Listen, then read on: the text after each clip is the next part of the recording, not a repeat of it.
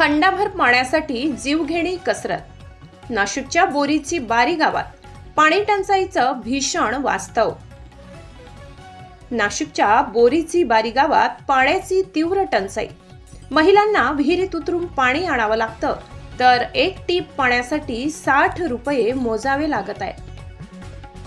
महाराष्ट्रात एप्रिल महिन्याच्या सुरुवातीलाच पाणी टंचाईने गंभीर रूप धारण केलं असून नाशिक जिल्ह्यातील पेठ तालुक्यातील बोरीची बारी या गावात परिस्थिती हाताबाहेर गेली आहे. गावातील विहिरींनी तळ गाठला असून हंडाभर पाण्यासाठी महिलांना जीवाची बाजी लावावी लागत आहे. गावात एकही सुरक्षित पाण्याचा स्रोत उपलब्ध नसल्यामुळे महिलांना विहिरीत उतरून पाणी काढावं लागतं. अनेकदा दोरीच्या सहाय्याने पाण्यात उतरणं ही त्यांच्या दैनंदिन जीवनाचा भाग झालाय. कित्येक वेळा विहिरीत उतरूनही पाणी मिळत नाही. भविष्यात येणाऱ्या कुंभमेळा व नाशिक जिल्ह्यात पाण्यासाठी नागरिकांची मोठी वणवण. विशेषतः ग्रामीण भागात पाणी टंचाई गंभीर आहे, ज्यामुळे नागरिकांना पाण्यासाठी लांब प्रवास करावा लागतो आहे.